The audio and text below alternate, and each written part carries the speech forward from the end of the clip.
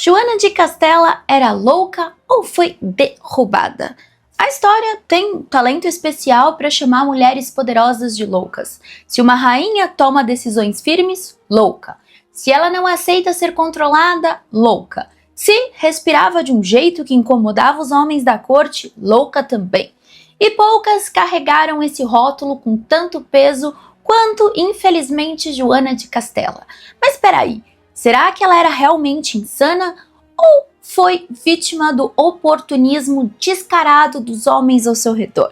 Filha dos reis católicos, esposa de Felipe o Belo e mãe de Charles V, Joana teve tudo para ser uma das rainhas mais influentes da Europa. Mas, em vez de um trono, ganhou um convento, onde ficou presa por quase meio século. Seu pai tomou seu reino. Seu marido a manipulou e a traiu. E seu próprio filho seguiu a tradição da família e garantiu que ela nunca mais visse a luz do sol.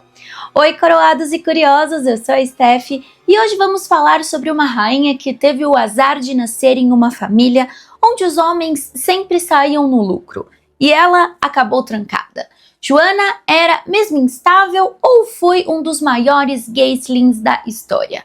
Pega o seu café e talvez um manual de sobrevivência para rainhas medievais, porque essa história tem traição, manipulação e uma aula prática de como derrubar uma mulher sem precisar de uma guerra. Se você acha que sua família tem brigas complicadas, é porque ainda não conheceu os trans da Mara. Joana de Castela nasceu em 6 de novembro de 1479 em Toledo, bem no meio do reinado glorioso de seus pais, os reis católicos. Mas vem um detalhe importante: ela não era a primeira na linha de sucessão. Ela tinha um irmão João e uma irmã mais velha, Isabel. Ou seja, ninguém esperava que ela fosse usar a coroa. Mas o destino nunca quer saber do planejamento e após a morte dos irmãos, ela acabou virando a herdeira do trono. Agora, antes de Joana se tornar um problema para a monarquia, o que se esperava dela? Como todas as princesas, casamento estratégico e pronto. Nada de poder, nada de governo. Só que a Joana era muito inteligente. Não contavam com a minha astúcia. Enquanto outras princesas passavam o dia bordando e aprendendo etiqueta, a Joana estudava latim, filosofia, teologia e leis. Ela entendia mais de leis do que muito nobre metido a estrategista. Só que com essa mente afiada vinha um pequeno problema. Joana perguntava demais, questionava regras, duvidava de dogmas religiosos e não aceitava respostas vazias. Agora, coloca uma jovem assim na corte da mãe dela, Isabel de Castela, que, além de rainha, era a criadora da Inquisição espanhola. Pois é, existe um rumor de que a Joana uma vez se recusou a ir à missa e a Isabel, furiosa, mandou torturá-la para salvar sua alma. Mas calma, provavelmente essa história é exagerada. A única fonte que menciona isso é um servo do Ferdinando e, na prática, a Isabel era super protetora com os filhos. Ela e o Ferdinando viajavam sempre com as crianças, investiam pesado na educação delas e mandavam presentes caríssimos. Faz sentido uma mãe assim torturar a filha? Não muito. O que é mais provável é que a Joana realmente questionasse certos dogmas religiosos. Isso, uma corte ultracatólica, já era motivo suficiente para chamá-la de problemática. Afinal, uma princesa medieval deveria obedecer, casar e ficar calada. Mas Joana nunca seguiu esse roteiro. E como veremos, seria um grande problema no futuro. Se casar por amor já era raro na realeza. Então imagina se apaixonar à primeira vista. Pois bem, há registros de que a Joana e o Felipe sentiram uma atração forte de cara, mas a história de amor à primeira vista pode ter sido um pouco exagerada. Porém, em 1496, com 16 anos, a Joana foi enviada para se casar com o Felipe de Habsburgo, duque da Borgonha, um jovem de 18 anos conhecido como o Belo. E ele levava esse apelido a sério. Ele era vaidoso, sedutor, carismático e sabia exatamente como conquistar aliados e mulheres. Esse casamento não foi por acaso. Os reis católicos tinham um plano ambicioso para suas filhas, usar seus casamentos para cercar a França. Enquanto a Joana se casou com Felipe, sua irmã Maria se casou com o irmão dele. Assim, a Espanha e o Sacro Império Romano Germânico estariam cada vez mais unidos, deixando a França isolada. Estratégia de mestre. Mas a viagem de Joana até a Borgonha foi um verdadeiro pesadelo. Para evitar cruzar território francês, a sua frota enfrentou tempestades no mar e ela passou semanas presas em portos desconhecidos. Quando finalmente chegou, ela estava exausta e ansiosa. E Felipe, depois que ele a viu, ele não quis esperar. O casamento oficial ainda não tinha data certa, mas ele exigiu que a cerimônia acontecesse naquela noite. Dizem que os dois ficaram tão encantados um pelo outro que mal conseguiam esperar para consumar a união. Por um instante, tudo parecia um conto de fadas, mas a lua de mel não durou muito. Felipe era mulherengo e não demorou para que sua fidelidade desaparecesse completamente. Apesar de Joana ter dado a ele vários filhos, incluindo o futuro imperador Charles V, Felipe tratava o casamento como um jogo de poder. Ele queria governar sozinho e passou anos minando a autonomia da esposa. Joana, que não era boba, percebeu isso rápido, mas Felipe tinha algo que ela não tinha: o apoio da nobreza local. E com isso, ele começou a afastá-la da vida política, o primeiro passo para transformá-la em uma rainha sem poder. Agora, uma coisa é certa: Joana amava o Felipe de verdade, e esse amor misturado com as traições constantes do marido fez com que ela tivesse episódios de ciúme extremo. Segundo relatos da época, Joana era obcecada pelo Felipe, e qualquer rumor de infidelidade a deixava furiosa. Há registros que ela arrancou os cabelos de uma das amantes do marido em um ataque de raiva. Agora, aquela história de que a Joana deu à luz sozinha, trancada no banheiro, para evitar que Felipe a traísse, provavelmente foi exagerado. Embora ela realmente tivesse tido crises de ciúmes, não há registros concretos que comprovem esse episódio em específico. O que sabemos com certeza é que ela sofreu muito com as traições do Felipe, e que isso foi usado contra ela mais tarde. E então, em 1504, sua mãe, Isabel de Castela, morreu. Joana, como herdeira legítima, deveria assumir o trono, mas é aqui que a história começa a ficar realmente complicada. Primeiro, o pai da Joana, o Ferdinando de Aragão, não queria abrir mão do poder. Ele se autoproclamou governador e administrador de Castela, alegando que sua filha não estava em condições de governar.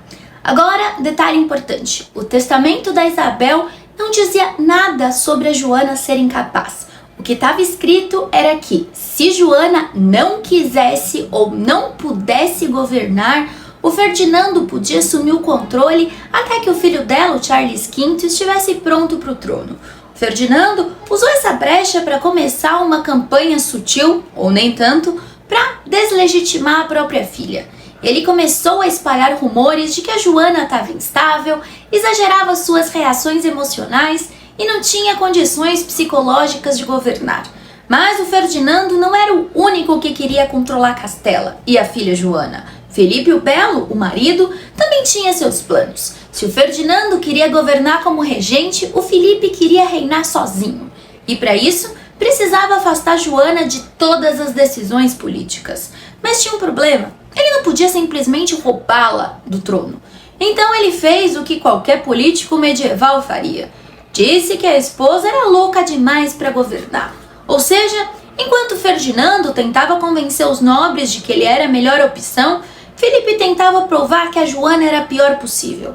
E foi aí que começou um verdadeiro cabo de guerra. Ferdinando e Felipe passaram anos disputando Castela, enquanto Joana era tratada como uma figurante na própria história.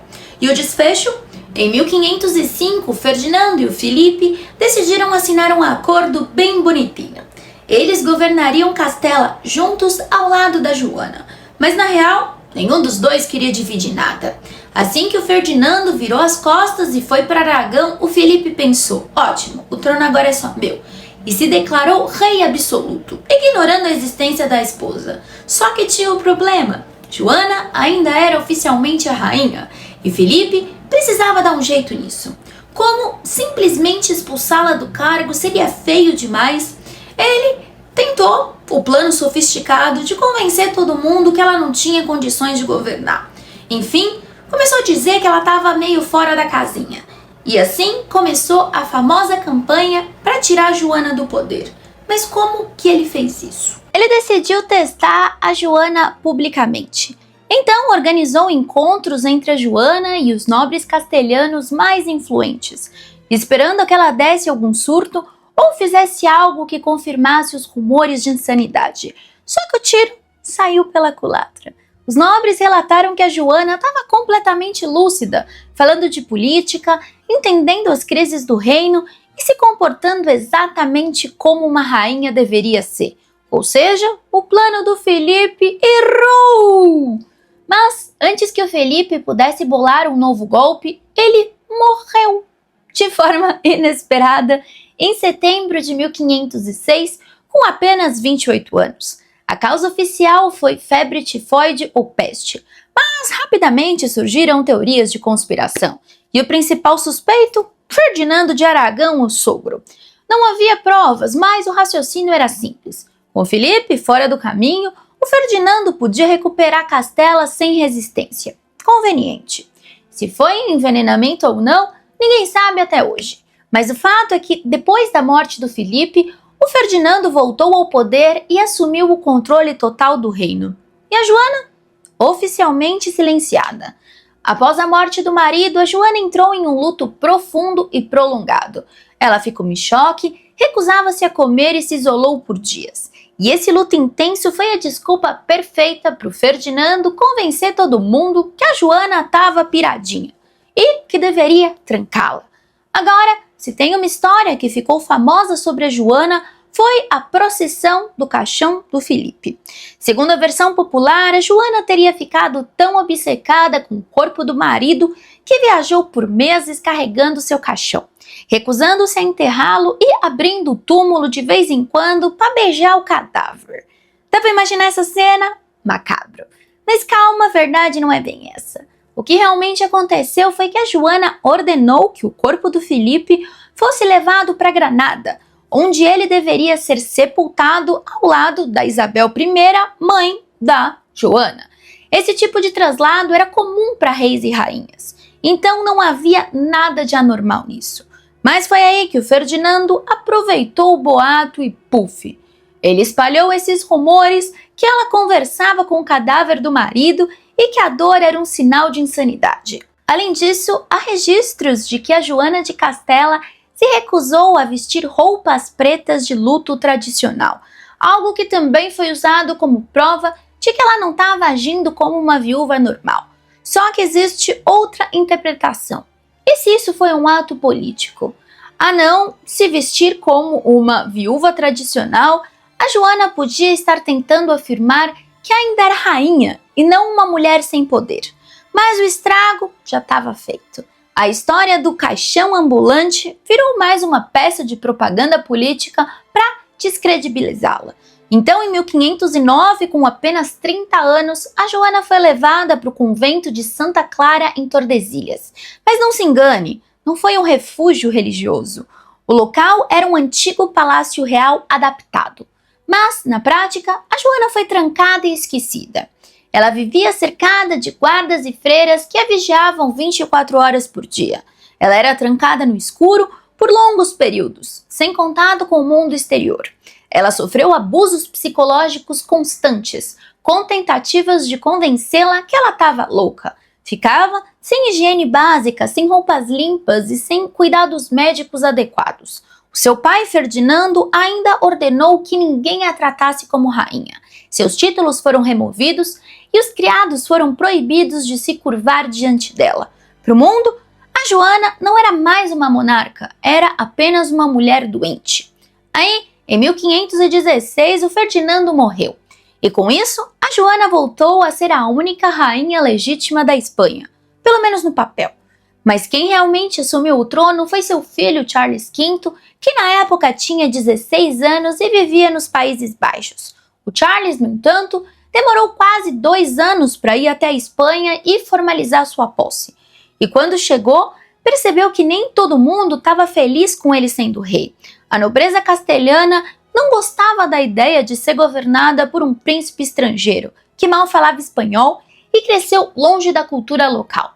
muitos ainda viam a Joana como rainha legítima. E isso significava que o Charles tinha um problemão para resolver. E como que ele resolveu? Fazendo exatamente o que o pai e o avô fizeram. Charles V simplesmente ignorou a existência da mãe Joana, mantendo-a presa e garantindo que ela nunca mais tivesse chance de governar. Diferente de Ferdinando e Filipe, o Charles nem sequer tentou convencê-la a assinar uma abdicação. Ele apenas manteve o status quo, deixando a mãe trancada enquanto governava como rei, e mais tarde como imperador do Sacro Império Romano Germânico. Mas a Joana ainda não tinha sido esquecida por completo. Em 1520, um grupo de nobres e burgueses, insatisfeitos com Charles V, começou uma revolta conhecida como a Revolta dos Comuneiros. Os rebeldes eram contra os altos impostos, a influência de estrangeiros na corte e o fato do Charles estar mais preocupado com seus domínios na Europa do que com a própria Espanha. E adivinha quem eles tentaram colocar de volta ao trono? Joana. Os comuneiros foram até Tordesilhas, onde a Joana estava confinada, e disseram que poderiam libertá-la. Tudo que ela precisava era assinar um documento se declarando rainha legítima. Agora imagina a cena. Depois de décadas presa, humilhada, isolada, Joana finalmente tinha a oportunidade de tomar o seu trono. Mas ela recusou. Depois de tantos anos sendo manipulada, a Joana, coitada, não confiava em mais ninguém. Ela achava que poderia ser mais um golpe e que os comuneiros estavam apenas tentando usá-la para seus próprios interesses. E no final das contas foi o golpe de misericórdia. Sem o apoio da Joana, a revolta perdeu força. Em 1522, os comuneiros foram derrotados e Charles V consolidou mais o seu poder. E Joana, seu isolamento ficou ainda pior.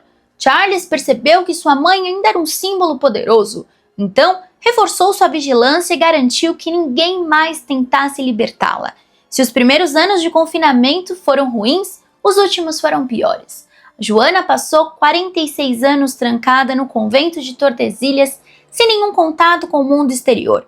Sua única companheira era sua filha mais nova, Catarina, mas com o tempo ela foi tirada da mãe e enviada para Portugal para se casar com o rei.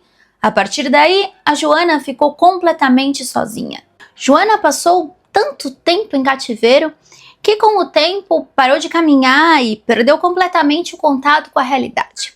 Ela já não confiava em ninguém, recusava-se a trocar de roupas e tinha surtos de paranoia, acreditando que estavam tentando envenená-la. Agora, a grande questão. Joana ficou louca ou foi transformada nisso? Porque uma coisa é certa, ninguém sobrevive a 46 anos de confinamento sem consequências. E então, no dia 12 de abril de 1555, a última rainha da dinastia Trastámara morreu aos 75 anos. As causas exatas nunca foram esclarecidas, mas acredita-se que tenha sido uma combinação de desnutrição, infecções e o puro desgaste de uma vida inteira de isolamento. Ela foi enterrada na Capela Real de Granada, ao lado dos pais Isabel e Ferdinando e de Filipe o Belo. Ou seja, mesmo depois da morte, a Joana ainda estava cercada pelos homens que a traíram. Agora, depois de tudo, fica a pergunta: Joana era realmente louca? A resposta, mais aceita pelos historiadores, é que não. Joana nunca apresentou sinais de esquizofrenia ou qualquer doença mental. O que ela tinha provavelmente era uma depressão severa causada por um ciclo constante de abuso, traição e isolamento. Mas loucura? Não. Ela foi vítima de um dos maiores golpes políticos da história. Seu pai, seu marido e seu filho precisavam tirá-la do poder, e a forma mais eficiente de fazer isso foi rotulá-la como incapaz. A verdade é que a Joana nunca foi permitida governar.